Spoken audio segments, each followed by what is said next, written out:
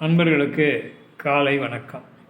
இன்றைய பதிவிலே அபிராமி பட்டர் அவர்கள் அருளிய அபிராமி அந்தாதி என்ற பாடலில் 8வது பாடலையும் அதனுடைய பொருளையும் பற்றி பார்க்கலாம். 7வது பாடலில் சுந்தரியே என்று முடிக்கிறார். 8வது பாடலில் அந்த சுந்தரி என்ற வார்த்தையை மீண்டும் போட்டு அந்த பாடலை துவங்குகிறார். இந்த பாடலை நாள்தோறும் நாம் பாராயணம் செய்து வந்தால் பற்றுக்கள் நீங்கி பக்தி பெருகி அண்ணனுடைய திருவடி அருளாலே மோட்சகதியை அடைவதற்கு இந்த பாடல் பாராயணம் செய்து வந்தால் நமக்கு உதவும். பாடலை பார்க்கலாம். சுந்தரி எந்தை துணைவி என் பாசத் தொடரையெல்லாம் வந்தரி சிந்தூர வண்ணத்தினால் மகிடன் தலைமேல் அந்தரி நீலி அழியாத கன்னிகை ஆரணத்தோன் சுந்தரி கைத்தளத்தால் மலர்த்தாள் என் கருத்தனவே.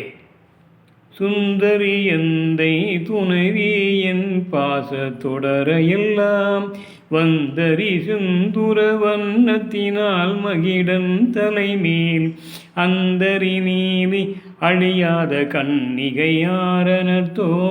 சுந்தரி கைத்தளத்தால் மலர்த்தாள் என் கருத்தனவே அப்படின்னு பாடுறார். இதனுடைய பொருள் என்னவென்றால், என் தந்தையும் ஈசனுமாகிய சிவபெருமானின் துணைவியான தேவியே, பேரழகு மிக்க அன்னையே, பாசமாம் பற்று அறுத்து என்னுடைய பிறவி தடைகளையெல்லாம் நீக்கி ஓடி வந்து என்னுடைய கர்ம வினைகள் யாவையும் அழிக்கும் சிந்தூர வண்ணம் கொண்ட உமையவளே, ஆதிசக்தியே, மகிஷாசுரன் என்றும் பெரிய அரக்கனை